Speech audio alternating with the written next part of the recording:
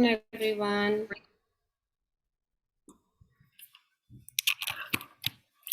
Hello, everyone. Good afternoon. Can you all hear me?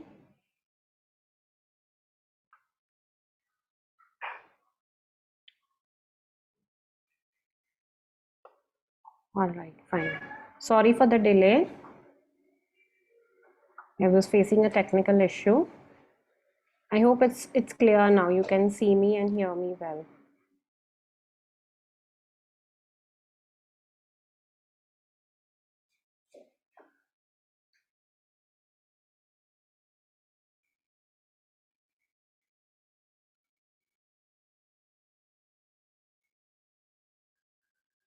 All right.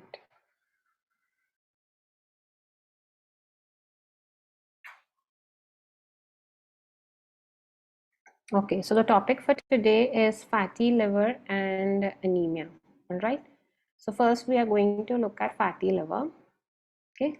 Now the cases of fatty liver are really increasing day by day, and young adults in the age group of 25-30 years are experiencing fatty liver. So now the reasons for this is, the most obvious reasons are lifestyle changes. Yes, so the kind of food we are eating, the kind of activity that we have, more of processed foods, easy, ready to eat foods. Yeah. So all of this is actually creating a lot of toxic accumulation in the liver, and that is why you see a lot of cases of fatty liver. Also hormonal changes, okay, like PCOD. Okay, so things like that is also resulting in fatty liver. Now, first, let us look at the placement of the organs, internal organs, because today we are just not going to look at liver. We are also going to look at the organs associated with the liver. तो हम लोग pancreas, gallbladder, आज ये भी देखने वाले हैं, and we will see how they are connected to one another. तो ये liver है, okay? Liver is the largest internal organ of the human body. Okay, it is located right above your stomach. Okay, so stomach आपका हल्का सा right side पे है, and the liver is on the left side above the stomach. Now the liver, okay, has these ducts. Okay, तो ये आप देख सकते हो, ये duct है, ये इसको हम कहते हैं hepatic duct. तो this hepatic duct basically carries the bile. जो bile आपका liver बनाता है, ये hepatic duct carry करता है, and it is connected to the gallbladder. Okay, so what is your gallbladder? Your gallbladder basically stores the bile. Okay, and as in when you eat food, it releases the bile.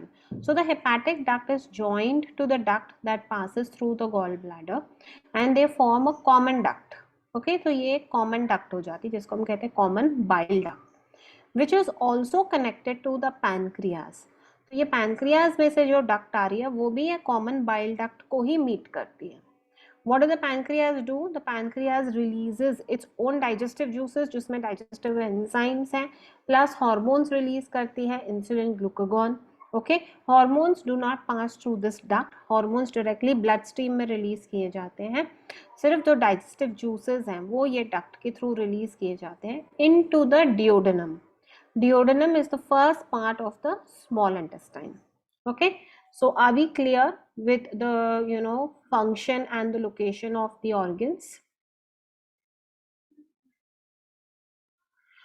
So let's look at the functions of the liver. Okay, liver बहुत सारे functions करता है हमारी body में. In fact, major of the functions are performed by the liver. So first and foremost, we will start from metabolism. Okay, so it governs your metabolism. Okay, so the way your body uses energy, okay वो आपका liver decide करता है. क्यों? क्योंकि वहां पे जो आपका T4 है, okay, that is thyroxine hormone is converted to its active form, that is triiodothyronine. T3 में वो convert होता है. This happens in the liver, and we all know T3 and T4 hormones, what they do, they govern your metabolism. So indirectly आपका liver जो organ है, वो responsible है आपके metabolism के लिए. It helps in the detoxification of fat. Okay, तो fat को भी डिटॉक्सिफाई लिवर ही करता है. Now whenever you have issues like lack of appetite, भूख नहीं लग रही है या बहुत ज्यादा भूख लग रही है, क्रेविंग्स हो रही हैं, ओके, तो कहीं ना कहीं मेटाबॉलिज्म में कुछ इश्यूज हैं. So definitely we will look at a liver cleanse. Okay, it also detoxifies your drugs, alcohol. Okay, so whatever medications you take या जो भी आप drugs लेते हो, ठीक है, अल्कोहल वो भी आपका लिवर डिटॉक्सिफाई करता है, and hence people who drink a lot of alcohol they and up with liver issues. Fatty acids, steroid hormones, तो जो आपकी बॉडी में स्टेरॉइड हार्मोन्स बन रहे हैं, मतलब जो सेक्स हार्मोन्स है, male and female, they are also being detoxified in the liver. Ammonia is converted into urea, so nitrogenous waste products जो हैं वो भी liver में बन रहे हैं. Environmental toxins and allergens, they are all detoxified in the liver. So whatever we inhale or we eat, we ingest, okay, anything that is foreign to the body, is toxic to the body, is an allergen to the body, it is all detoxified by the liver. It is a precursor. Okay, so wait, it helps in the production of cholesterol. Liver जो है ये cholesterol जो हमारी body naturally produce करती है वो liver में produce होता है. Okay, so this cholesterol is basically necessary for the formation of your gonad hormones. तो जो आपके सेक्स हॉर्मोन्स है, like testosterone in males, progesterone and estrogen in females, okay, they are all basically made up from cholesterol, and this cholesterol is synthesized or produced in the liver. Also 7-dehydrocholesterol, which is a precursor to vitamin D, जो हमारे skin के नीचे वाले layer में store होता है, 7-dehydrocholesterol, जो कि एक्टिवेट होता है to vitamin D form, okay, once the skin is exposed to sunlight. Okay, so this also takes place in the liver. Liver is also a storage house. Okay, तो liver आपके बहुत सारे nutrients को store करके रखता है. Yes, the most important of it is glucose. Yeah, so glucose is converted to glycogen and it is stored in the liver for further use over there. It also stores micronutrients, कुछ vitamins और minerals जैसे कि copper, zinc, magnesium और iron, ये liver में store होते हैं. Vitamins, all your fat soluble vitamins, vitamin A, D, E and K are stored in the liver. Also we have a reserve of vitamin B12 in the liver, so that B12 can take care of a good 60 to 90 days of our vitamin B12 requirement. इतना हमारे पास reserve हमारे liver में रहता है. Liver helps in the production of bile. Okay, so that we have just seen कि liver आपका bile produce करता है, which helps in the digestion of fat.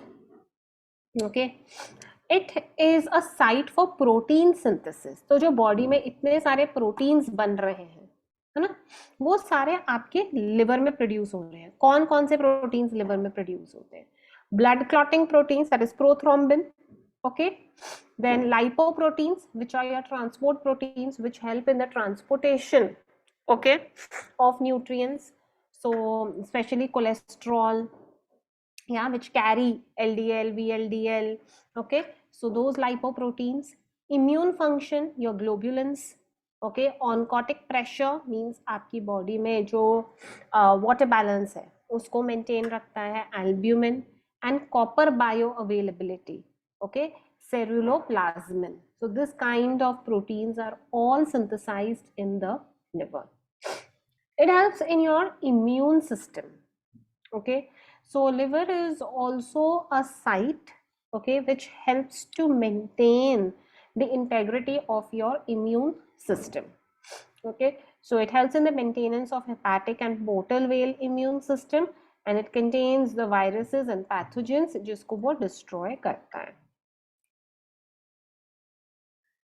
Now what could be the causes of a liver disease या liver disorder है तो क्या reasons हो सकते हैं उसके पीछे?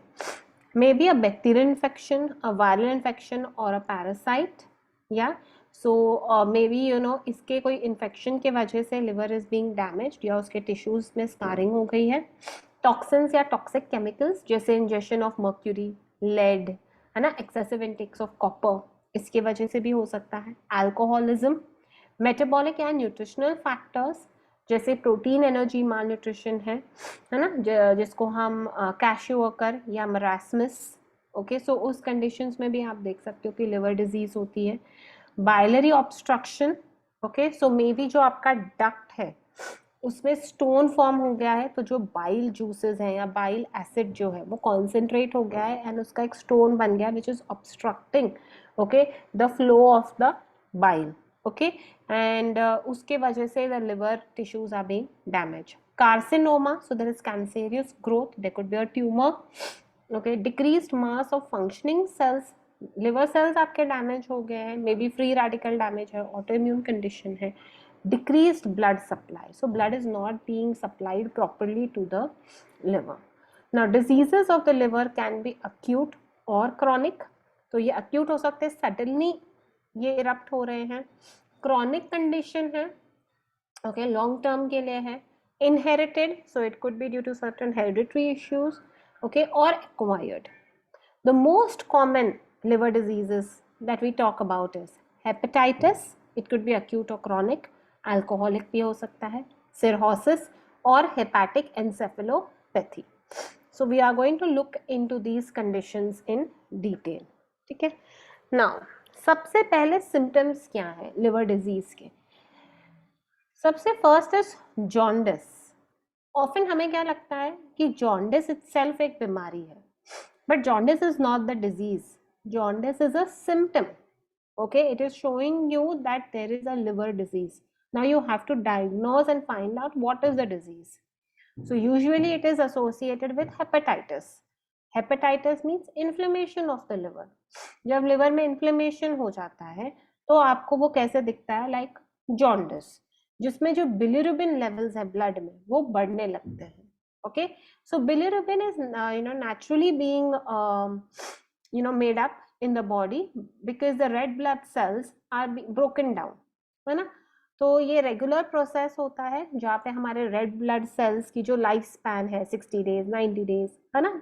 तो उस हिसाब से हमारे जो रेड ब्लड सेल्स डिस्ट्रॉय हो रहे हैं तो बिलिरुबिन बन रहा है. अब लिवर क्या करता है, it is a detoxification site of the bilirubin. But when the liver is inflamed or there is a disease of the liver, then the liver is not able to detoxify the bilirubin and hence the levels of bilirubin rise in the blood. जब bilirubin के levels blood में बढ़ने लगते हैं तो आपको एक yellowish tinge दिखता है, where on the skin or on the body tissues. Also your urine turns dark yellow, eyes के नीचे आपको yellowish दिखेगा, skin हल्का सा yellow color का दिखेगा. Okay, now the normal plasma bilirubin levels are 2 to 8 milligrams per liter, but when you have jaundice it is greater than 8 up to 20 milligrams per liter. Other symptoms you will notice are lassitude, means lack of interest in doing work, laziness, weakness, fatigue, anorexia, भूख नहीं लग रही है, and weight loss.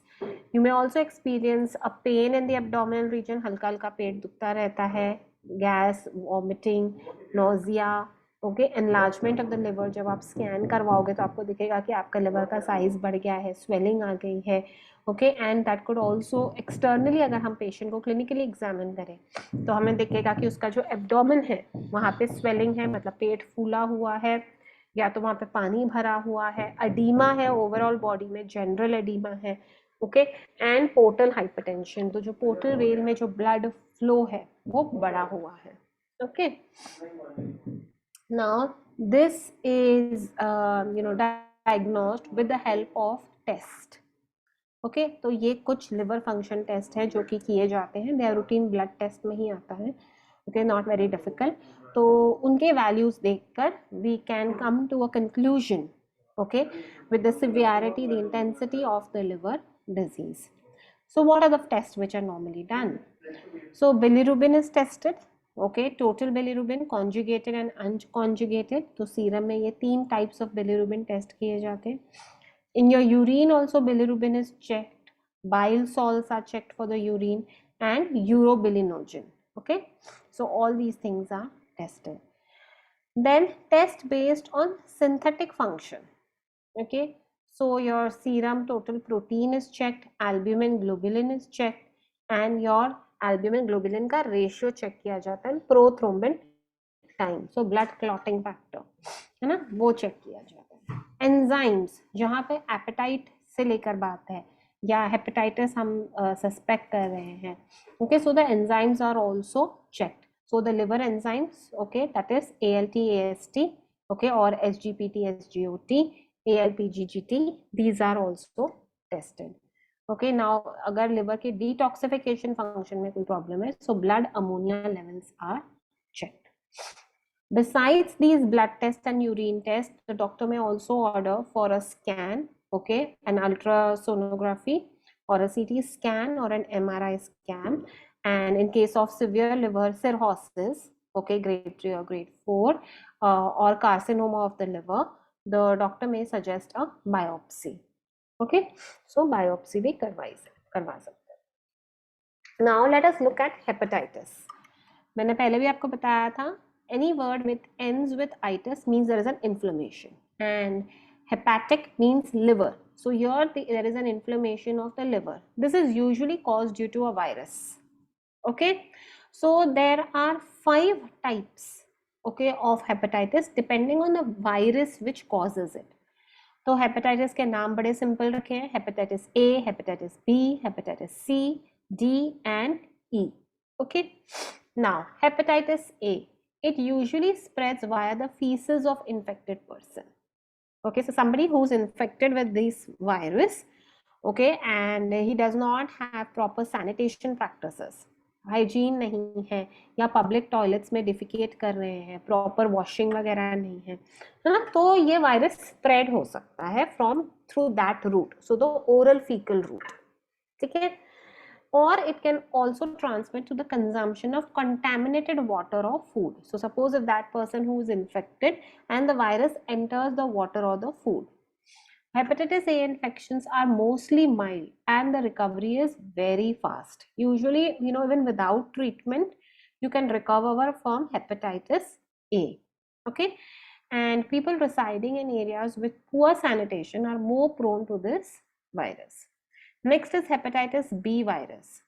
This transmits through infective blood, semen or other body fluids. ठीक है, तो अगर आपका body fluid, if a person who is infected, उसका बॉडी फ्लूइड अगर आपके बॉडी फ्लूइड से आपके बॉडी के अंदर एंटर होता है, okay, so then you can be affected through hepatitis B. It can be transmitted from infected mothers to infants at the time of birth. So from the mother to the baby also it can pass on. Blood transfusion के time पे भी हो सकता है ये.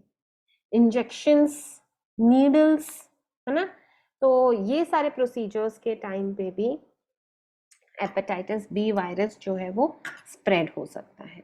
इसकी treatment में you need an antiviral treatment. Okay, next is hepatitis C. This also transmits through infective blood. Okay, so ये भी ब्लड के थ्रू ही या बॉडी फ्लूइड्स के थ्रू ही pass on होता है. There is no vaccine for hepatitis C. Okay, usually we have vaccines for A, B, D and E, right? Chronic hepatitis C causes irreversible scarring of the liver tissue or cirrhosis of the liver. So if hepatitis C is not treated or it happens repeatedly, okay, it goes on for a long time, okay, then it can cause cirrhosis of the liver, severe scarring of the liver tissue. और इसकी treatment के लिए again antiviral drugs are used. Hepatitis D, it is a secondary infection in people infected with hepatitis B. तो जिनको hepatitis B हो जाता है, usually हम देखते हैं कि later on they develop hepatitis D as well, है ना, तो बी और डी यूजुअली साथ में होता है. ठीक है, एंड अगर ये साथ में हुआ है और प्रॉपरली ट्रीटमेंट नहीं मिला है, प्रोलॉन्ग हो गया है, कंडीशन काफ़ी सीरियस और लाइफ थ्रेटनिंग हो सकती है. So it is very important कि हेपेटाइटिस बी जो है उसको क्विकली ट्रीट किया जाए, उसकी प्रॉब्लम को रिजॉल्व किया जाए. Next is hepatitis E. Okay, it is transmitted via contaminated water और food. Okay, most developed countries show signs of hepatitis E virus. तो काफ़ी डेवलप कंट्रीज में आप देखोगे तो हेपेटाइटिस ई के केसेस ज़्यादा हैं as compare to A, B, C and D, and there is a vaccine available for that. Okay, so hence it is not a life-threatening situation. It does not become very dangerous. But even if after taking the vaccine for hepatitis E, you can get hepatitis E. ठीक है, तो भी आपको हो सकता है, लेकिन milder form के लिए होता है, तो उसको ट्रीट करना ज़रूरी हो जाता है. ओके, सो उसमें adequate rest to the body, plenty of fluids, enough nutrients and avoiding alcohol will take care of the treatment. So what are the common symptoms of hepatitis? Jaundice तो है ही, okay, that means yellowing of the skin or under the eyes. You can see that the patient is having fever, fatigue, feels very weak, there is headache, loss of appetite, okay, भूख नहीं लगती है, unexplained weight loss. अब ये सब problems हैं, खाना नहीं खा रहे हैं तो definitely weight loss होगा even without trying. Dark urine, the urine is very dark yellow in color. Pale colored stools, this is a classic symptom. Okay, so usually urine बहुत डार्क होता है, लेकिन जो स्टूल्स होते हैं वो बहुत हल्के कलर के होते हैं, येलो या ब्राउन कलर के नहीं दिखेंगे आपको, हल्के हल्के, कई बार व्हाइट कलर के भी स्टूल्स होते हैं. And there would be abdominal pain, पेट दुखता रहता है उसमें. ठीक है, so these 2-3 are the classic symptoms of hepatitis. So what is the kind of diet for hepatitis? First and foremost, the patient may not be able to tolerate very large meals. Okay, because अभी उसका metabolism भी sluggish है ना, apatite भी नहीं है, भूख नहीं लग रही है, प्लस उसको नोजिया वॉमिटिंग वाले सेंसेशंस हैं, तो बहुत लार्ज मील्स वो नहीं ले सकता है, तो स्मॉल फ्रीक्वेंट मील्स लेंगे. एनर्जी डिमांड्स हाई हैं because the body is under stress. Okay, there is inflammation of the liver, so energy requirements are high. Protein requirements are high because liver में scarring हुई है, तो उसका ध्यान देना है. So you need to take a diet which is high in protein. Okay, so basically we are looking at high energy, high protein, high carbs, low fat diet. The fat in the diet should be low because your liver is infected, you're not able to produce enough bile, okay, and hence fat digestion becomes a problem. इसीलिए fat आपको diet में कम रखना है. और slowly जो patient का tolerance level रहता है बहुत कम रहता है, नोजिया वॉमिटिंग होता है, जीआई डिस्टर्बेंसेस होते हैं, तो इसके लिए आप पहले सॉफ्ट डाइट पे डालोगे, स्मॉल फ्रीक्वेंट मील्स पे, ब्लैंड डाइट पे डालोगे, बहुत ज़्यादा मिर्च मसाले वगैरह नहीं देने हैं. Carbohydrates liberal, 300 to 400 grams per day, equally divided. Okay, so 6-7 meals में आपने उसको equally divide करना है. All the protein sources, especially animal foods, okay, should be low in fat. So we are looking at lean pieces of chicken or steamed fish, boiled eggs, low fat dairy products, milk and milk products, okay, should be low fat. आप protein requirements को fulfil करने के लिए protein supplements भी ले सकते हो. Dietary fibre should be kept minimum. Fibre जो है डाइट में वो कम से कम रखना है, और जो भी फाइबर रहेगा वो सोल्यूबल फाइबर फॉर्म में रहेगा. Like you can may be give bananas और chikoos and all these things, but you have to avoid foods which are very high in fibre like nuts and seeds, whole grains, millets, ये सब चीज़ें avoid करनी है. जो भी हम carbohydrates दे रहे हैं, जैसे वाइट राइस देंगे हम, सॉफ्ट कुक्ड फॉर्म में देंगे. Okay, about 20% of the calories should come from fat. No oily deep fried foods, no salty and extra sugary foods. Fruits and vegetables, wherever possible, give them in the cooked form, soft cooked form. The vegetable soups, yeah, mashed vegetables, okay, soft cooked, stewed, ऐसे form में आप दो. और apples pairs दे रहे हैं, ऐसे fruits को आप स्ट्यू करके दे सकते हो. So these are the food items के list. Okay, so which foods can be freely given and which have to be avoided, उसकी एक लिस्ट है. ओके, ना क्या अवॉइड करना है? होल पल्सेस, राजमा, छोले, चने, बीन्स वगैरह, वो अवॉइड करना है बिकॉज उसमें इंसोल्यूबल फाइबर बहुत है ना. तो हम दालें ले सकते हैं वेजिटेरियंस के लिए. We can give them low fat paneer, we can give them low fat tofu. Okay, high fat egg, specially egg yolk avoid करना है. एग वाइट्स हम बॉइल्ड फॉर्म में दे सकते हैं. Deep fried foods, butter, nuts and oil seeds, dry fruits, condiments, spices, papad, chutney, pickle, strong tea और coffee avoid करना है. Alcoholic beverages goes without saying. Yeah, so mostly since we have to give a liberal carbohydrate intake, तो fruit juices, jam, jellies, murabbas, ice creams, शरबत, biscuits, custards, ये सब चीज़ें, या glucose water है, sugar cane juice है ना, all of these things are preferred in the recovery time. Are we clear with hepatitis? So we'll move on to the next stage, and that is the liver cirrhosis. And then we look at fatty liver.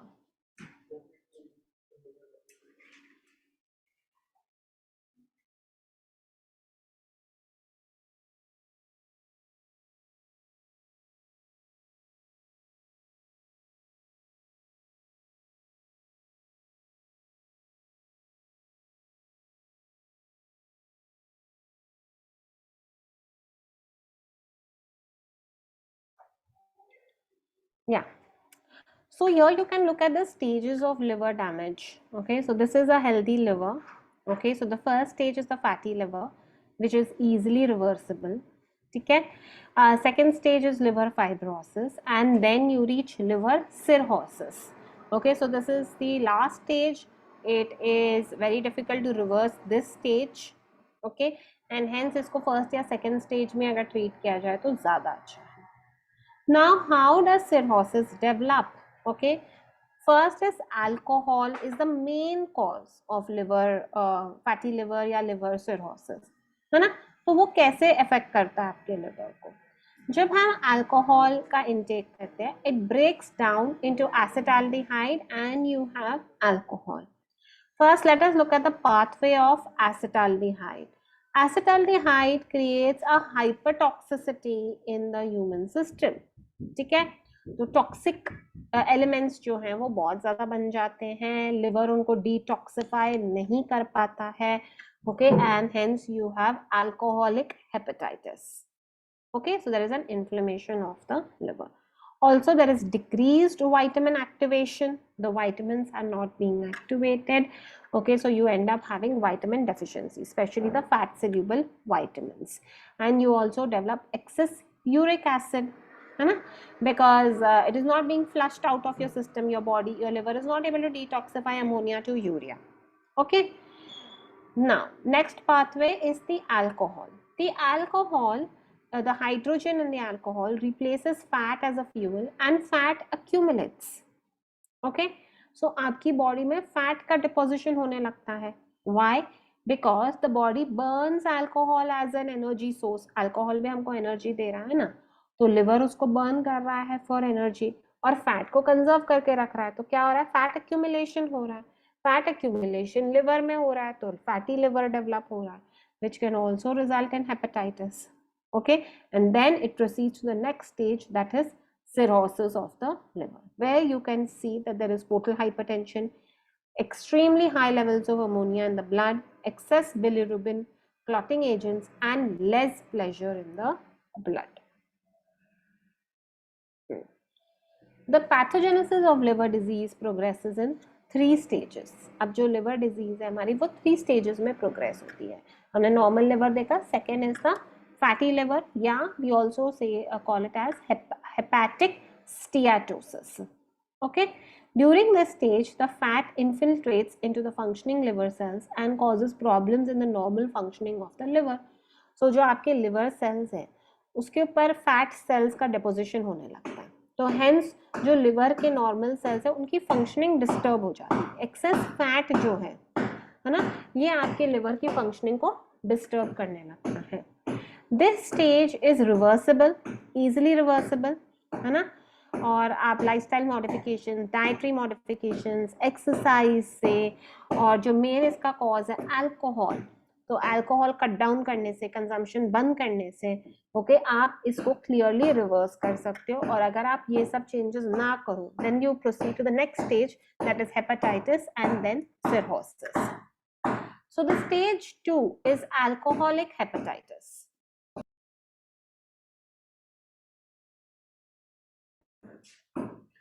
Stage 2 is alcoholic hepatitis. It is characterized by hepatomegaly, that is enlargement of the liver. तो अब आप देख सकते हो liver में swelling आ गई और liver जो है वो एनलार्ज हो गया, फूल सा गया. जब आप उस अल्ट्रासाउंड या स्कैन वगैरह करवाओगे तो आपको दिखेगा कि लिवर का जो साइज है वो बड़ा हो गया. Patients have abdominal pain. Okay, stomach में पेन होने लगता है, भूख मिट जाती है, नोजिया वॉमिटिंग होती है, weakness, diarrhoea, weight loss and fever. अगर ये स्टेज में भी पेशेंट अल्कोहल कंटिन्यू करे, है ना, तो ये कंडीशन और वर्स हो जाती है and can progress to cirrhosis, that is the stage 3. इसमें कॉम्प्लिकेशंस और बढ़ने लगते हैं. There is ascites, means there is filling of fluid, okay, in the abdominal cavity, and gastrointestinal bleeding, internal bleeding होने लगती है. So that was about alcohol.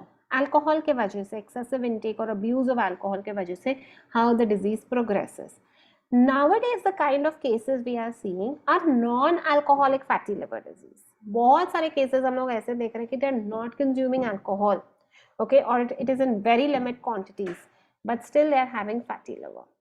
Okay, now this is mainly because of the intake of processed foods, especially highly refined, low fiber and high simple carbs, उसका intake ज़्यादा लेने के वजह से ये होता है, जिसके वजह से there is a buildup of the fatty liver in and around the liver. Because of it may happen due to overconsumption of sugar, जैसे मैंने आपको बताया, simple carbs ज़्यादा लेने से, insulin resistance है, you are fat, you're obese, overweight, okay, or it could also be due to genetics. If it is not reversed or treated, if it progresses to a chronic condition, then it is a metabolic disorder. It disturbs the functioning of the entire body and it can result in diabetes, heart disease, kidney disease, liver cirrhosis, as well as liver cancer. इसके symptoms क्या दिखेंगे आपको?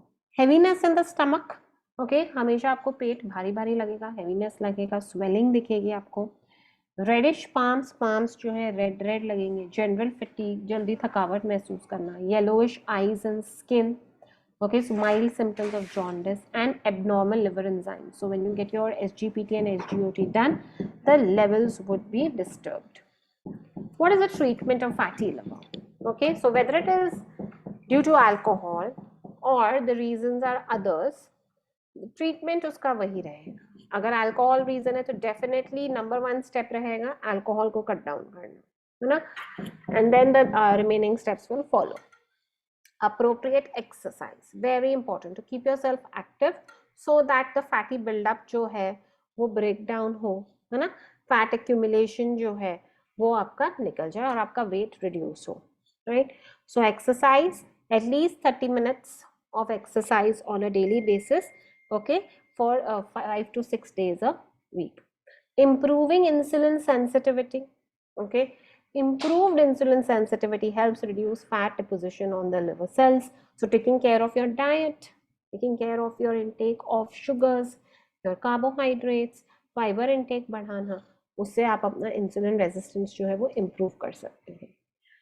Diet में आपको ज़्यादा fibre, antioxidants rich diet and vitamins would help, जिससे inflammation कम होगा. And कुछ लिवर फ्रेंडली सुपर फूड्स हैं, कोई लिवर क्लेंजिंग फूड्स हैं, है ना, कुछ लिवर डिटॉक्सिफाइंग फूड्स हैं, उनको आपको डाइट में रेगुलरली लेना ही चाहिए है. नो मेडिकेशन और surgery is needed to prevent fatty liver. ठीक है, so there is no need to take any medicine for it, it can be easily reverse through diet. So fibre rich foods, okay, ये आपका number 1 super foods हैं. So more of fruits vegetables, ये आपको बहुत सारे antioxidants भी देंगे, anti inflammatory भी हैं. स्प्राउट्स, मिलेट्स, होल ग्रेन्स, है ना, ओट्स, कीनवा, ब्रोकन व्हीट, दलिया, एक्सेलेंट. नेक्स्ट मेथी सीड्स. तो मेथी सीड्स जो है it gives you both soluble and insoluble fibre, also helps in maintaining your blood sugar levels, तो आपका इंसुलिन रेजिस्टेंस भी कंट्रोल में रखता है. Okay, omega 3 rich foods. So omega 3 हमको मिलता है flax seeds, walnuts, chia seeds, fish. Okay, all these are great superfoods for the liver. तो ये वाले sources of fats will not result in fat accumulation, rather it will help in the burning of fat. Dairy protein, okay, and we are looking at low fat dairy protein. तो skim milk powder, उसी का बना हुआ paneer and low fat cheese. Soya protein is great, okay, it helps to strengthen the liver cells. Raw garlic is a great antioxidant. So having 1 or 2 cloves of raw garlic on an empty stomach is very good. Okay. Green tea is an excellent antioxidant for liver. तो जब भी आप liver cleanse की बात करें या liver detox की बात करें, हम ज़रूर 2 कप green tea ऐड करते हैं डाइट में. Sunflower seeds, they are rich in vitamin E and antioxidants. They are great for improving your liver function. Okay. So are we clear with fatty liver? So we'll proceed to liver cirrhosis now. Anybody has a query? Till now, whatever we have done, is it all clear, or you have a query? You can put it up in the chat.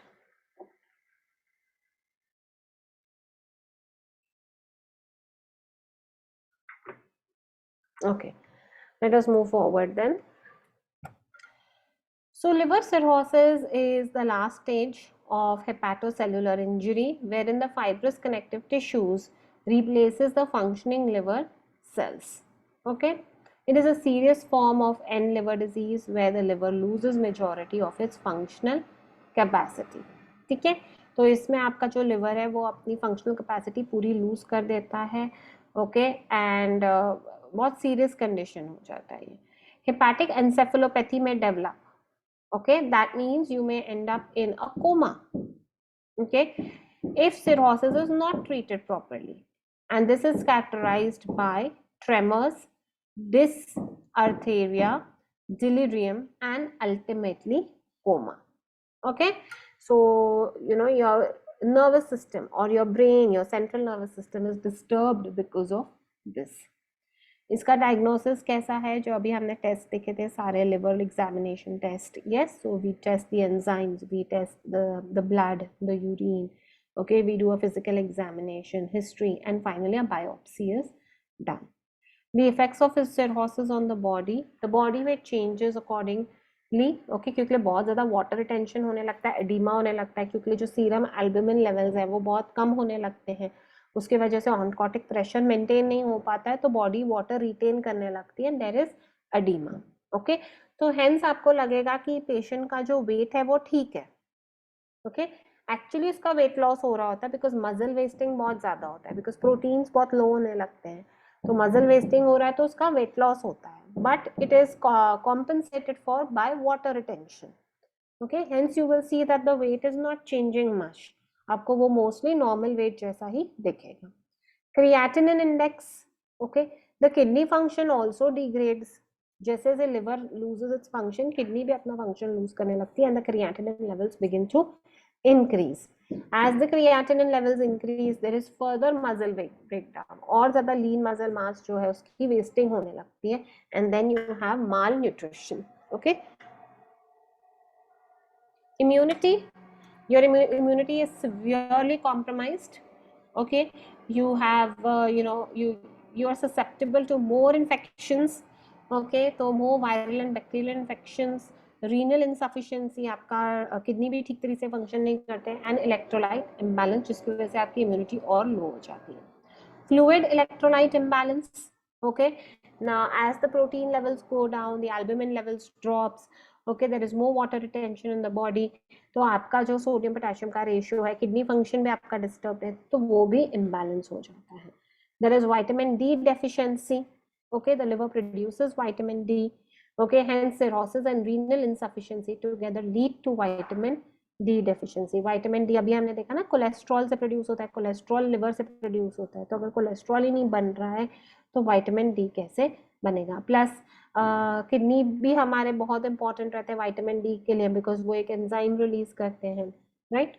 It can lead to osteoporosis. Portal hypertension, an increase in the pressure within the portal vein. The portal vein carries blood from the digestive organs to the liver, है ना.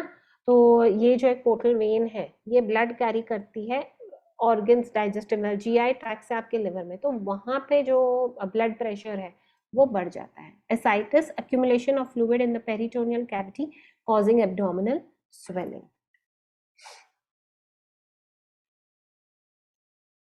Soya proteins means soya chunks. It can be in any form. It can be in the form of soya milk. It can be in the form of soya protein powder. It can be in the form of soya flour. है ना? तो किसी भी form में वो help करता है.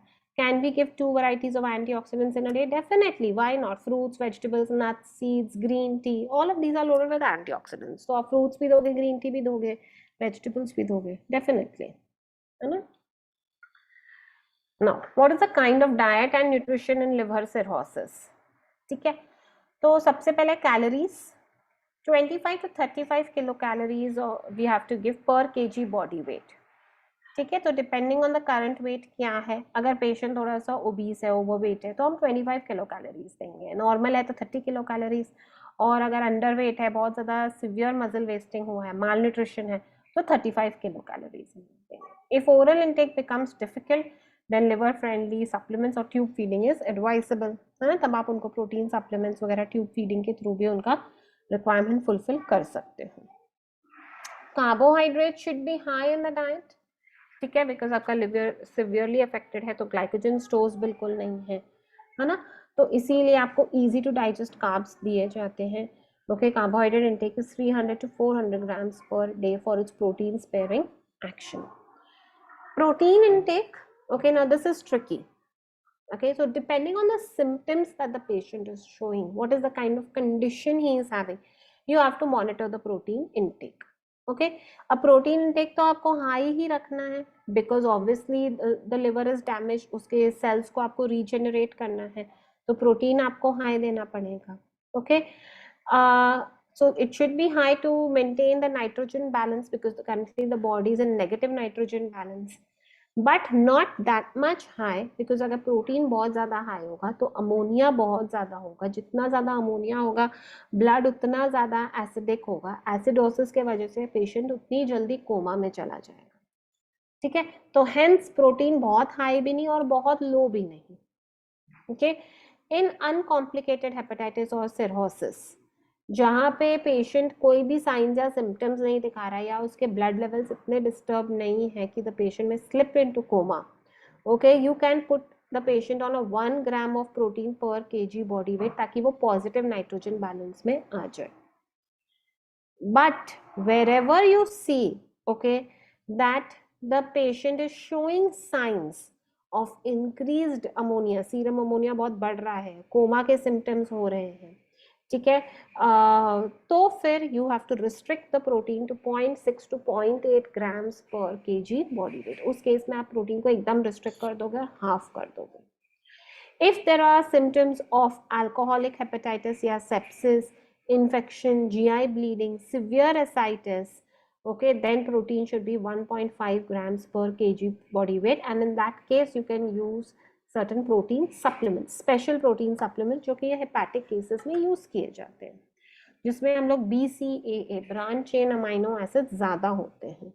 ठीक है, सो ल्यूसीन, आइसोल्यूसीन एंड वेलिन, ये 3 अमाइनो एसिड उसमें ज़्यादा होने चाहिए, जो कि हमको vegetable protein, egg whites, milk proteins से भी इजीली मिल जाते हैं. Lipids, okay, now fats are also a great sources of energy, है ना, लेकिन हमको उस टाइप के फैट्स लेने हैं जो कि फर्दर कॉम्प्लिकेशंस ना क्रिएट करें.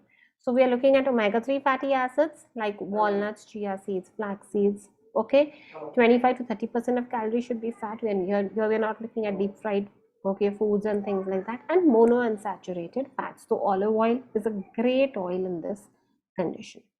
विटामिन्स एंड मिनरल्स, उसके सप्लीमेंट्स आपको ज़रूर लेने पड़ते हैं बिकॉज पेशेंट अभी मालनरिश स्टेट में है, विटामिन्स की डेफिशिएंसी होती है, specially fat soluble vitamins A, D, E and K. Wherever necessary depending on the blood work आप उनको सप्लीमेंट्स प्रिस्क्राइब कर सकते हो. कैल्शियम, मैग्नीशियम, जिंक, ठीक है, इनके लेवल्स भी डिक्रीज हो जाते हैं बिकॉज ये भी आपके लिवर में ही स्टोर होते हैं, जिंक वगैरह. ऑल्सो इनका मैल एब्जॉर्प्शन होने लगता है because you have steatorrhoea, fat is not being absorb properly. So calcium, magnesium के भी आप सप्लीमेंट्स ले सकते हो. Reduction in fibre intake is necessary, okay, because already आपको GI ब्लीडिंग, एसाइटिस वगैरह हो सकता है, आपका GI ट्रैक्ट जो है वो इन्फ्लेम्ड है, इरिटेटेड है, तो उसकी वजह से आप बहुत हाई फाइबर फूड्स नहीं लोगे. It be more of simple carbs. Soft liquid diet is suggested and small frequent meals. Fluid, so that depends on your urine output and the level of edema. अगर patient में बहुत ज़्यादा oedema है तो definitely fluid आपको restrict करना पड़ेगा. And urine output कितना है उसके हिसाब से आपको +500 करके देना पड़ेगा. तो अगर यूरिन 1 लीटर है तो +500, तो ऐसे आप 1.5 लीटर्स ऑफ वाटर आप पूरे दिन में दोगे. So here you can see, okay, we have given you the values for liver cirrhosis stage 1 and stage 2, how much of calories you can give, what is the kind of proteins, okay, that we are looking at, and what is the fluid allowance. So if it is a initial stage, then 25 kilocalories per kg body weight roughly comes up to 1500 kilocalories for average standard Indian man or woman, जिसमें proteins आपका 0.8 to 1 gram रहेगा तो 48 to 60 grams, and fluid आपका 1.5 litre. Stage 3 and stage 4 में थोड़ी ज़्यादा calories देनी पड़ेंगी, that is 35 kilo calories, and the requirements should be fulfilled from a high carbohydrate and a moderately high protein diet. So 1.2 to 1.3 grams of protein, fluid allowance is 1.5 liters.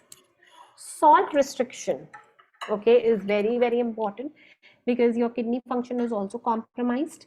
Okay, there is portal hypertension, there is edema, है ना, बहुत ज़्यादा swelling होने लगती है, तो इसीलिए salt आपको रिस्ट्रिक्ट करना पड़ता है. लो सोडियम सॉल्ट यूज़ करो तो ज़्यादा अच्छा है, या natural salt, rock salt, pink salt. Potassium भी आपको मैनेज करना है because excess of potassium will again harm the liver. So you have to use this process of called as leaching. So leaching is basically boiling all the vegetables and pulses in water and then throwing that water away. Potassium is easily dissolved in water. तो potassium वो पानी में आके आप फिर वो पानी को फेंक दो और फिर वो वेजिटेबल्स को कुक करके आप उसको कंज्यूम करो. So throwing away the water in which rice has been boiled and strained, okay, because एक तो पोटेशियम भी, दूसरा that rice water has lipoxidase which can destroy vitamin A in the food, hence it is best avoided. Yeah, so are we clear with liver? So we can proceed to the gallbladder.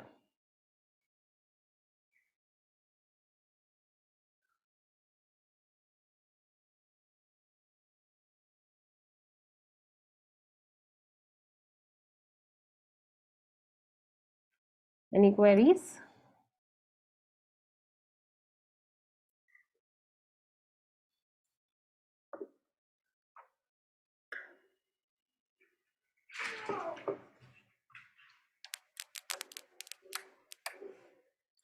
Okay, तो जैसे हमने starting में देखा था कि gall bladder कैसे आपके liver से कनेक्टेड है ना. तो अगर गॉल ब्लैडर में स्टोन है और वो स्टोन अगर आपके गॉल ब्लैडर का जो डक्ट है जिसको हम सिस्टिक डक्ट बोलते हैं वहाँ पे जाके अटक जाता है या कॉमन हेपेटिक डक्ट में आके अटक जाता है ना, so it can cause issues, right. So we are going to look at this कि गॉल ब्लैडर स्टोन्स कैसे इफेक्ट करता है. Okay, now the gallbladder is a pear shaped organ, pear जैसे दिखता है. it is connected to the liver and the duodenum. ये 50 ml of bile store करके रखता है.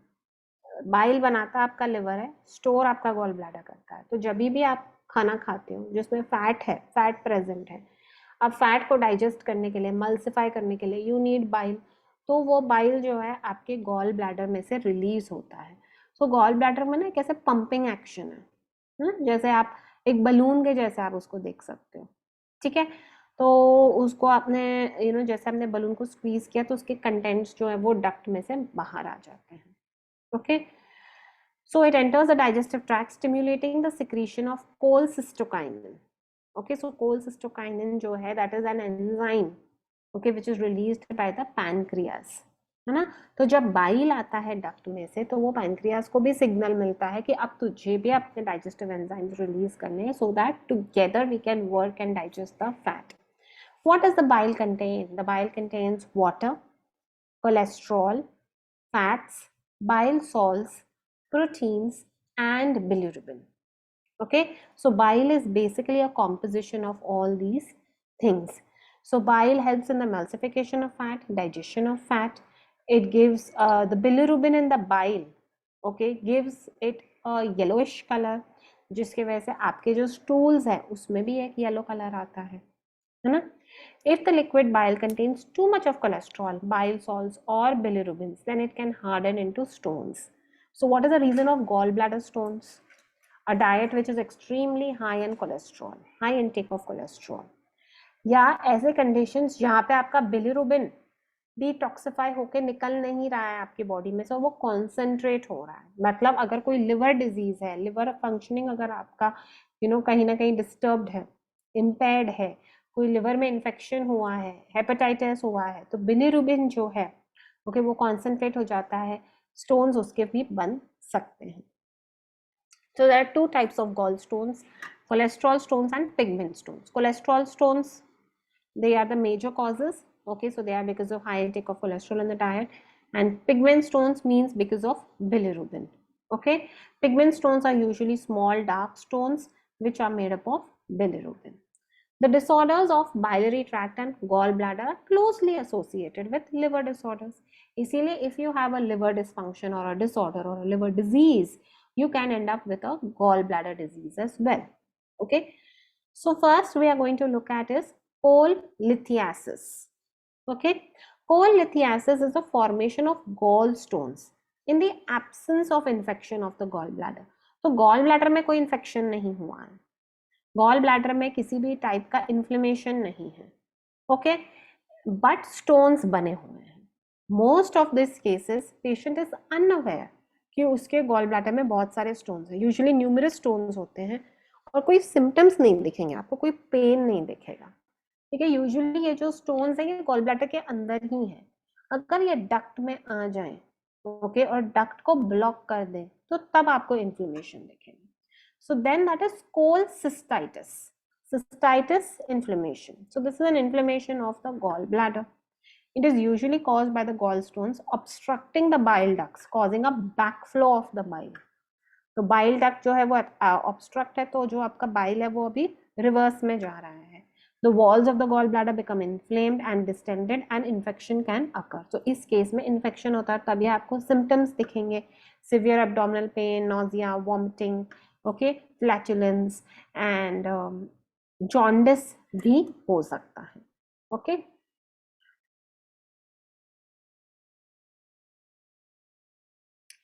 it could be Kayan, very well, it could be. Okay, so stones in the gallbladder, the cases are increasing day by day. So the causes could be a high intake of cholesterol, it could be a problem in the liver, it could be alcoholism, okay, excess intake of alcohol, it could be sedentary lifestyle, it could be lack of fiber in the diet, fiber बिल्कुल नहीं ले रहे हो, it could be lack of water, dehydrated हो. ठीक है, तो ये सारे रीजंस हो सकते हैं. If the person is diabetic and liver cirrhosis, then what kind of a diet is given? In that case, usually the patient is put on insulin. Okay, regular monitoring किया जाता है उनको और उनको insulin dependent रखा जाता है. All right. A high intake of cholesterol, lack of dietary fiber, deficiency of polyunsaturated fatty acids, especially omega-3 fats, irregular meal timings are all associated with gallbladder diseases, मतलब cholelithiasis and cholecystitis as well. Cholelithiasis is generally asymptomatic and chronic in nature. It may be associated with acute attacks of cholecystitis. और जब cholecystitis है तभी ही doctor आपको कहेगा कि you go for a gallbladder removal, है ना, आप सर्जरी करवा लो. That is cholecystectomy, है ना. Cholecystectomy basically means कि you get your gallbladder removed. Yeah, this can be done through a non-invasive laparoscopic procedure or through the traditional method. ठीक है, इसमें जो ट्रीटमेंट दी जाती है, इनिशियली आपको शॉकवेव थेरेपी दी जाती है ताकि जो आपके स्टोन्स हैं वो टूट जाएं और डिसॉल्व हो जाएं. ओके, फिर गॉल ब्लैडर को निकाला जाता है. The biliary tract dilates, forming a simulated pouch over time to allow bile to be held in a manner similar to the original gallbladder. So over time what happens, initially थोड़ी तकलीफ होती है, you're not able to digest fats. Okay, so that is why after having surgery of the gallbladder, you would be put on a very low fat diet. Okay, nuts, oil seeds वगैरह ये सब restrict किए जाते हैं आपको.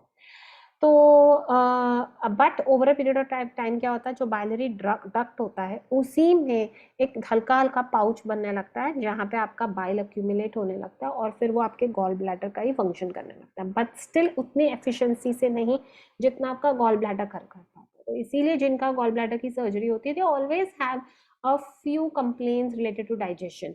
उनको flatulence, gas, bloating, nausea, vomiting, diarrhoea, ये वाले कंडीशंस हमेशा ही ट्रबल करते रहते हैं.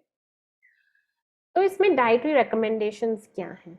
Large and high fat meal should be definitely avoided and this has to be done long term. ये इमिडिएटली नहीं है, ये हमेशा के लिए है.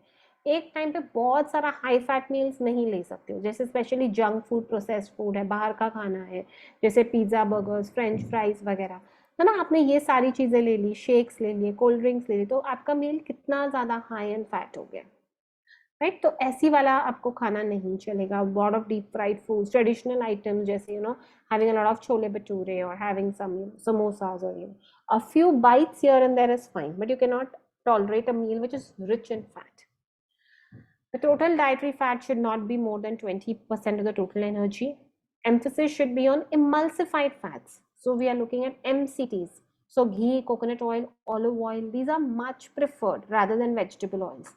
So groundnut oil, sesame oil, soyabean oil, sunflower oil. इसके बदले में भले वो कोल्ड प्रेस्ड ही क्यों ना हो, हम सजेस्ट करेंगे कि ऑलिव ऑयल, कोकोनट ऑयल या घी यूज करो. Ample amounts of fibre in the diet which is well cooked. ठीक है, हमें एकदम ही difficult fibre, insoluble fibre raw form में नहीं देना है. Easy to digest well cooked form में हम देंगे. सो वेजिटेबल्स, स्प्राउट्स वगैरह कुक्ड फॉर्म में, वेजिटेबल सूप्स, आप mashed vegetables, boiled blanch vegetables दे सकते हैं. Dietary cholesterol should be low, animal products should be low, egg yolks should be avoided, red meat बिल्कुल नहीं लेना है, low fat dairy products लेने हैं. Protein index should be 1 gram per kg body weight. So low fat milk and milk products are suggested. Egg whites and legumes are preferred.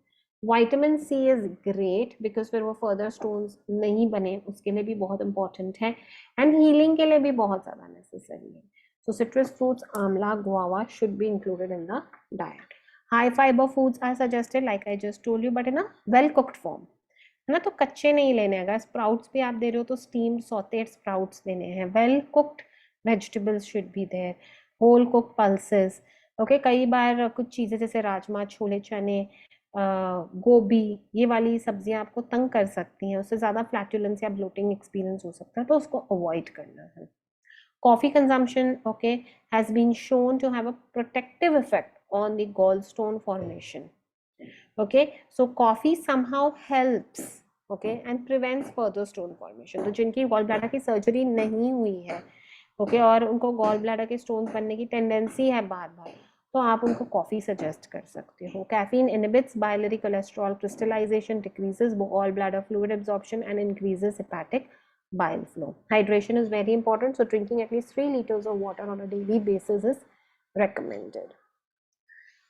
Yeah. Next we go on to pancreatitis. Okay, so this is an inflammation of the pancreas.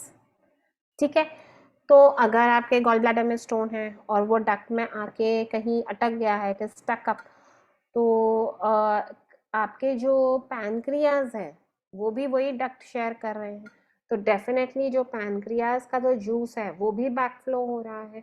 So the pancreas are also being inflamed and irritated, so there is swelling and redness. Yeah, so gall bladder stones can also result in pancreatitis. Now pancreas are what? It is like a shape of a leaf, long flat gland है, situated in the upper abdomen. ये digestive enzymes release करता है which helps to digest the food. Okay. Now pancreatitis occurs when the digestive enzymes gets activated while still in the pancreas. It irritates the cells of the pancreas, causing inflammation. The inflammation of the pancreas is known as pancreatitis. ये two types का हो सकता है, acute या chronic. Acute means sudden episode है. Okay. And इसकी आप quick recovery हो सकती है अगर आपको ऑन टाइम ट्रीटमेंट मिले तो. फटाफट अगर आप इसकी ट्रीटमेंट ले रहे हो, सो विद इन 10-15 डेज ये इश्यू रिजॉल्व हो सकता है. आप इसकी ट्रीटमेंट प्रॉपर नहीं ले रहे हो, टाइमली नहीं ले रहे हो, तो it can develop into chronic pancreatitis. Long term के लिए ये आपको हो सकता है, कॉन्स्टेंट डैमेज है इसमें. So here you can see, okay, this is the normal. Okay, so this is how the gallbladder looks. The stomach, the pancreas which is located between the stomach and the duodenum, this is the pancreatic duct. अगर gallbladder के stones हैं और ये duct में जाके कहीं फंसे हुए हैं, है ना, तो जो pancreas का भी juices हैं वो black flow होते हैं, enzymes activated हैं, so they cause a swelling or a redness of the pancreas. And in the acute case आप देख सकते हो कि there is a solid inflammation, एक portion में है, पूरा आपका पैनक्रियास अफेक्ट नहीं हुआ, उसका कुछ पार्ट अफेक्ट हुआ है. बट वेराज क्रॉनिक में आप देख सकते हो कि आपका पूरा का पूरा पैनक्रियास जो है उसमें इन्फ्लेमेशन है. सो एक्यूट केस में आपको क्या सिम्टम्स दिखेंगे? High temperature, increased heart rate, nausea and vomiting, upper abdominal pain जो कि आपके बैक तक जा रहा है, and the pain is really unbearable. It is a very very high intensity pain. It is severe bloating. Chronic में क्या आपके सिम्टम्स दिखेंगे? Indigestion, you not able to digest food. Steatorrhoea is a classic symptom. Fat is floating on top of the stools. Weight loss हो रहा है, malnutrition है, deficiencies हैं of nutrients, diarrhoea, vomiting and constant upper abdominal pen radiating towards the back. तो chronic में आपको क्या होगा? हल्का हल्का थोड़ा थोड़ा आपका पेट हमेशा ही दुखता रहेगा, लेकिन इतना इंटेंसिटी उसकी सिवियर नहीं रहेगी. अक्यूट पे कॉजेज क्या है? Gall stones, alcohol abuse, repeated infections, autoimmune disease, metabolic disorders और ट्रॉमा. एंड क्रॉनिक के हैं gall stones, alcohol abuse, family history and high triglyceride levels. So when you have dyslipidemia, okay, that can also be a causes of pancreatitis. Complications, if it is left untreated, it can result in diabetes mellitus.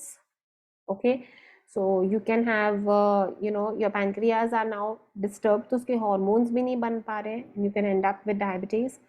Malnutrition, because enzymes ही नहीं है, तो nutrients कैसे absorb होंगे? तो definitely nutrients की deficiency होगी. Pancreatic cancer, long term inflammation, chronic inflammation है, long term के लिए है तो कार्सिनोमा हो सकता है. Pancreatic necrosis, pancreatic cells die because of damage to the pancreatic cells. Okay, so वो डैमेज के वजह से वो सेल्स पूरी तरीके से मर जाते हैं. Necrosis means to die, okay, उनकी डेथ हो जाती है, सो इरिवर्सिबल है वो. Pseudocyst, acute pancreatitis can cause fluid and debris retention in the pancreatic cells, leading to its infection, known as pseudocyst. It can burst and infect the pancreas and can lead to internal bleeding. तो एक cyst बन सकता है जो अगर फट जाए तो it becomes a very critical case. Now, what is the dietary management of pancreatitis? If alcohol and smoking are the reasons, definitely you have to refrain from doing it. Keep yourself hydrated at all times. अच्छा खासा पानी पीना है, nausea, vomiting का ध्यान रखना है. Eat small frequent meals, छोटे छोटे meals लेने हैं 6 to 8 times. Chronic pancreatitis में आपको low fat diet लेनी है, और acute case है तो आपको initially तो nil by mouth रहेगा. Okay, as and when the patient can tolerate food, तो पहले full liquid, okay, पहले liquid, then full liquid, and then soft diet, bland diet पे डाला जाएगा. Eat fruits and vegetables as normal, but avoid excess fiber intake in a single meal. बहुत ज़्यादा raw specially vegetable salads वगैरह, sprouts, ऐसे हम नहीं सजेस्ट करते हैं. कुक्ड वेजिटेबल्स लेने हैं. एक ही मील में बहुत सारा फाइबर नहीं होना चाहिए. Small frequent meals, equally divided fibre. MCTs, medium chain triglycerides are preferred, तो again coconut oil, olive oil and ghee is preferred. Vitamin and mineral supplements लेने की ज़रूरत पड़ जाती है because there is severe malnutrition and deficiency. Avoid fatty fried foods, deep fried foods, refined sugars, cereals. Avoid full fat milk and its products, so it will be a low fat dairy. Avoid trans fat, so no bakery items. कई बार आपको pancreatic digestive enzymes के supplements भी दिए जाते हैं because the pancreas are not producing them enough, है ना, तो डाइजेशन नहीं हो पाएगा और सिवियर मालन्यूट्रिशन हो जाएगा. तो इसीलिए आपको एक सप्लीमेंट दिया जाता है कुछ टाइम के लिए. Once the function restores, okay, you are put off that supplement. Monitor blood sugar levels regularly. Okay, I hope that's clear with everybody about liver, pancreas and gallbladder.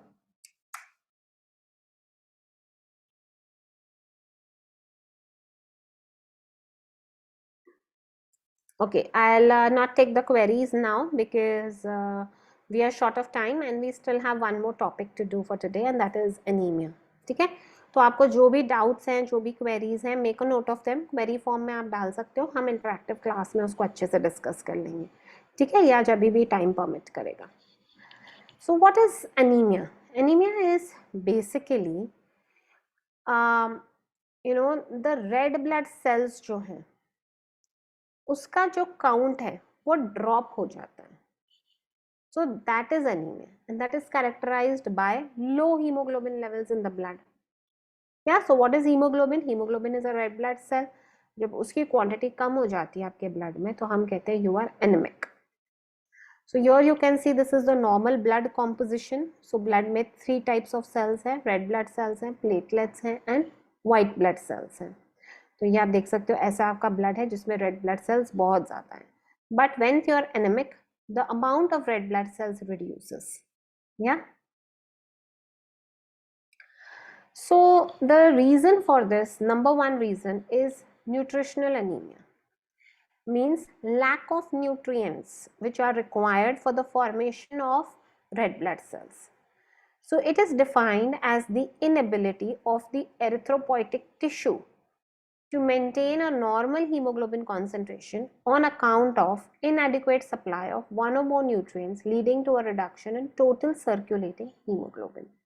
So थोड़ा सा इसका definition technical है, scientific है, but इतना tension मत लो, बहुत easy है. Basically nutritional anaemia हम किसको बोलते हैं? इनएबिलिटी, मीन्स एबिलिटी नहीं है, एबिलिटी आपने खो दी है.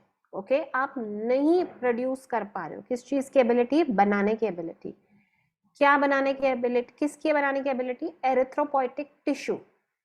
एरिथ्रोपोइटिक टिश्यू मीन्स जहां पे आपके रेड ब्लड सेल्स बनते हैं, आरबीसी जहां पे डेवलप होते हैं, जैसे कि बोन मैरो. सो बोन मैरो की एबिलिटी कम हो गई है ताकि वो अपना नॉर्मल हीमोग्लोबिन लेवल्स मेंटेन रख सके. जो नॉर्मल हीमोग्लोबिन के एक लेवल्स होते हैं ना, yes, for women it is between 12 and 14 and for main it is between 14 and 16 ना. तो वो आप नहीं मेंटेन रख पा रहे हो. क्यों? क्योंकि जो न्यूट्रिएंट्स रिक्वायर्ड हैं हीमोग्लोबिन बनाने के लिए वो कम है. ठीक है, या तो सारे ही न्यूट्रिएंट्स कम है या एक आध कोई न्यूट्रिएंट कम है, जिसकी वजह से आपका टोटल हीमोग्लोबिन लेवल्स जो हैं वो कम हो गए हैं. Okay, is everybody clear with this definition, with the statement? Now, the WHO concerns this as a major health problem, especially in a developing country like India. In India, the stat says that women and children are worstly affected by anemia. Okay, so most Indian women and children, whether it is rural or urban population, as much as 60 to 70% are anemic, and hence, okay, it is very important that we take care of it, because इसके हम लोग अभी देखने वाले हैं क्या side effects हैं, क्या रिस्क फैक्टर्स हैं और क्या कॉम्प्लिकेशंस हो सकते हैं. Mostly it is due to iron deficiency. Hence, iron deficiency anemia, जिसको IDA बोलते हैं, is a global health problem, and it also government covers this. A lot of schemes are there, yes, to tackle anemia. So there are different types of anemia. Iron deficiency anemia IDA, because iron की deficiency है जिससे hemoglobins आपके कम हो रहे हैं. Pernicious anemia, that is because of folic acid or B12 deficiency. Yeah, जैसे कि for example liver disease है, B12 की डेफिशिएंसी हो रही है, पर्निशियस एनीमिया हो रहा है. ठीक है. एनीमिया ड्यू टू इन्फ्लेमेशन, कोई इन्फ्लेमेटरी डिजीज है like cancer, rheumatoid arthritis, Crohn's disease, HIV, renal disease, उसके वजह से भी आप एनीमिक हो सकते हैं. एप्लास्टिक एनीमिया या bone marrow disease related anemia, कुछ मेडिकेशंस, कोई toxic elements, auto immune disease के वजह से भी आपका आरबीसी का प्रोडक्शन कम हो गया है, जिसको हम कहते हैं एप्लास्टिक एनीमिया. ये लाइफ थ्रेटनिंग भी हो सकता है, स्पेशली अगर ल्यूकेमिया है, माइलोफाइब्रोसिस है ना, मतलब आपको आपके बोन मैरो में कोई डिजीज है जिसकी वजह से आप आरबीसी का प्रोडक्शन नहीं हो पा रहा है. Haemolytic anaemia, this is genetic disorder, okay, जिसमें रेड ब्लड सेल्स का जो डिस्ट्रक्शन है वो काफी फास्ट होता है. 1 मंथ में आपके रेड ब्लड सेल्स जो डिस्ट्रॉय हो रहे हैं, लेकिन आपकी बॉडी कॉम्पनसेट नहीं कर पा रही, इतना क्विकली उसको बना नहीं पा रही है. Sickle cell anemia, it is again a genetic condition. It is caused by a defective formation of hemoglobin cell. जो शेप है आपके रेड ब्लड सेल्स का वो क्रिजेंट शेप है. क्रिजेंट शेप मतलब 1/4 मून, जो ईद का चांद नहीं होता उस टाइप का शेप बन रहा है. These irregular blood cells die prematurely, resulting in a chronic shortage of red blood cells. Now, what are the clinical implications of iron deficiency anemia? अगर IDA है, iron deficiency anemia है, तो उसके क्या क्या complications आप देख सकते हो. So, and you can see they are all connected to one another. It is a vicious cycle. One side effect will lead to the other, that will lead to the third, and it will lead to the fourth. Okay. So first and foremost, you can see that in we can experience central nervous disorders. Headache है, vertigo है, साइनोस्कोप है, cognitive impairment है, memory loss है, okay, आप you're not able to memorize concepts, you're not able to understand concepts, IQ level low हो जाती है, और restless leg syndrome. You get tired too quickly, fatigue, tachycardia, heart rate increases, cardiac murmur, angina, dyspnea, poor physical performance, आपकी physical performance कम हो जाती है, quality of life जो है वो reduce होने लगती है, ठीक है. तो क्वालिटी ऑफ लाइफ रिड्यूस होती है, वर्क कैपेसिटी रिड्यूस होती है, इनकम रिड्यूस हो जाती है ना, इम्यूनिटी सप्रेस हो जाती है, हॉस्पिटलाइजेशन इंक्रीज हो जाता है. Okay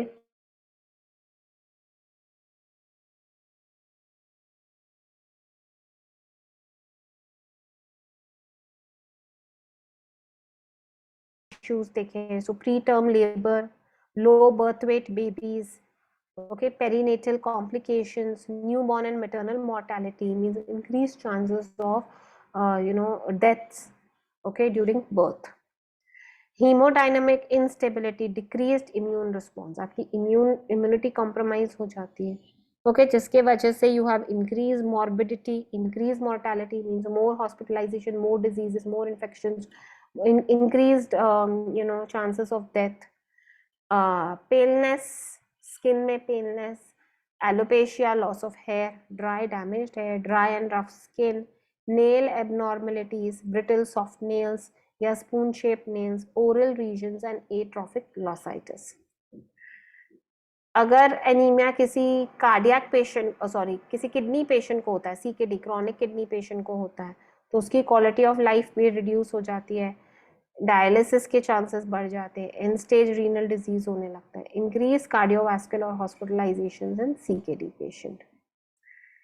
in IBD patient, irritable bowel syndrome जिनको है, उनका सिम्टम्स जो है वो हाइटेंड हो जाते हैं, इंटेंसिटी ज़्यादा हो जाती है, and decreased quality of life. Now when we are talking about iron deficiency anemia, तो आयरन जो है फूड में वो 2 टाइप्स में अपीयर होता है, heme iron and non heme iron.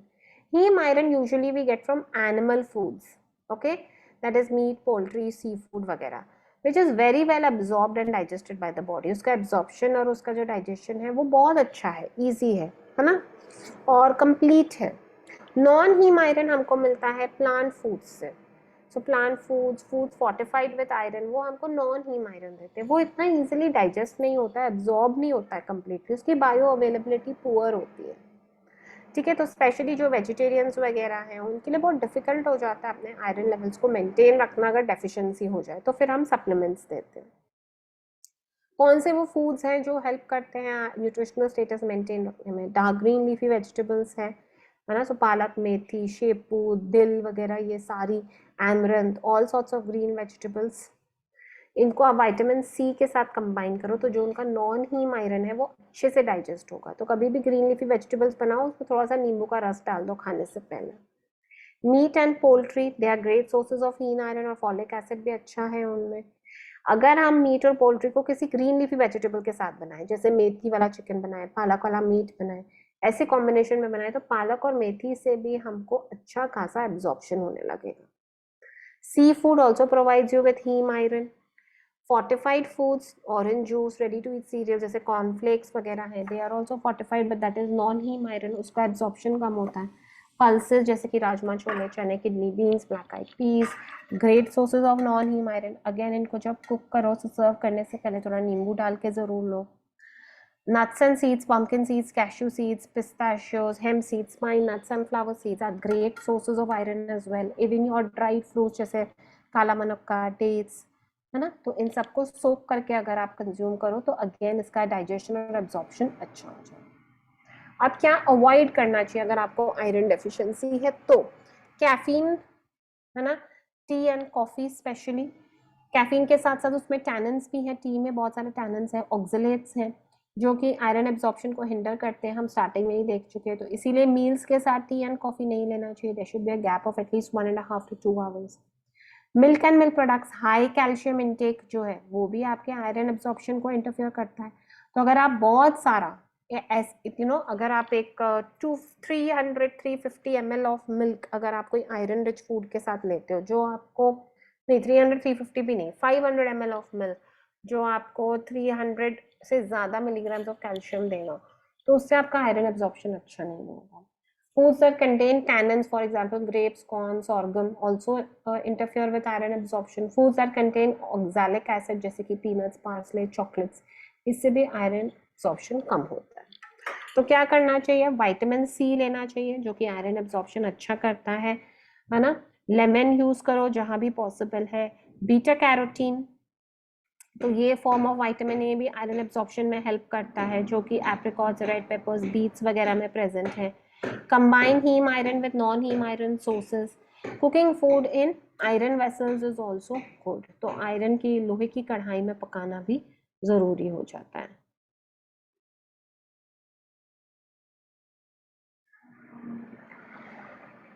Okay, fine.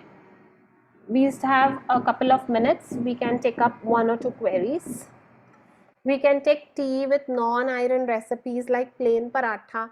Whole wheat अगर आप देखो ना, होल व्हीट में भी अच्छा खासा आयरन होता है. सो ऑल ग्रेन्स, मिलेट्स, ऐसा नहीं है कि सिर्फ आपको डार्क ग्रीन लीफी वेजिटेबल्स ही आयरन देती हैं. हर एक फूड में थोड़ा बहुत आयरन होता है लेकिन थोड़ा कम परसेंटेज होता है. तो प्लांट फूड्स में होता ही है आयरन लेकिन कम परसेंटेज में होता है. तो क्यों जो थोड़ा बहुत भी आपको आयरन का एब्जॉर्प्शन जो अच्छा हो रहा है, क्यों आप उसको डिस्ट्रॉय कर रहे हो, क्यों आप उसके साथ टी ले रहे हो, है ना. So keep T separate. Okay, don't combine it with your main meals. अब जो पराठा आप ले रहे हो वो आपका मेन मील है, वो आपका बिस्किट तो नहीं है ना. चाय और बिस्किट या चाय और टोस्ट तो नहीं ले रहे हो. It's just not your side meal और योर फिलर मील. तो वो आपका ब्रेकफास्ट है अच्छा खासा. So don't do that. Okay, it should not be done.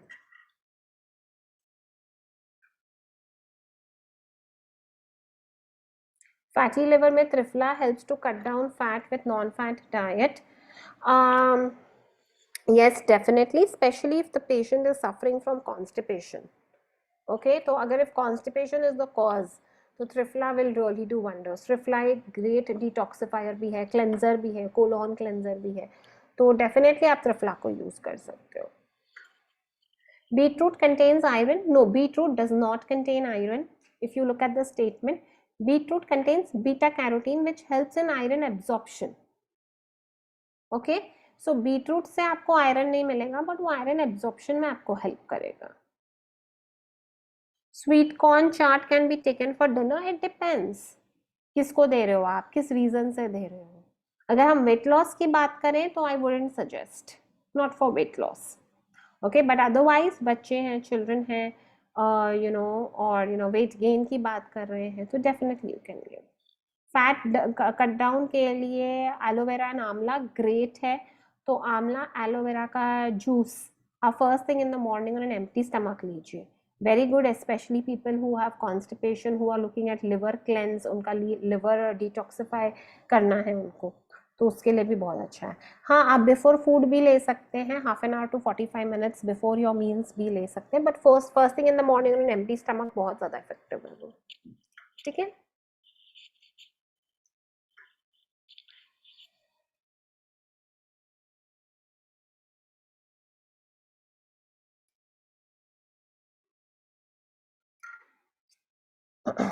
Okay.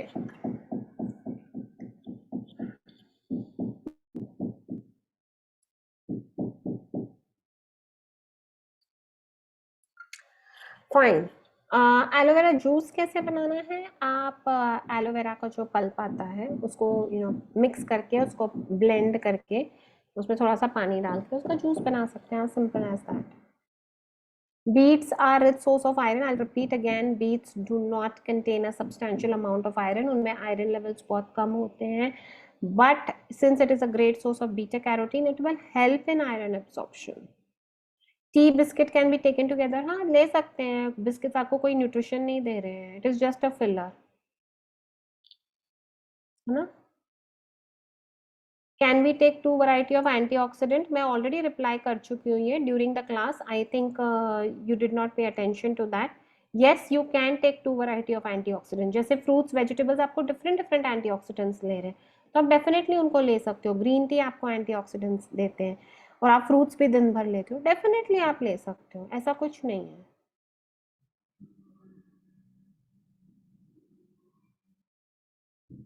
B12 supplement with vitamin C for high absorption is good. Vitamin C will not affect your B12 absorption. Vitamin C is basically good for your iron and calcium absorption. हाँ, beetroot and अनार, इसका combination usually हम लोग suggest करते हैं। अनार में folic acid वगैरह अच्छा है, B9 अच्छा है ना, तो बीटरूट में बीटा कैरोटीन अच्छा है, तो उससे आयरन एब्जॉर्प्शन अच्छा होता है। यस, आप ले सकते हैं।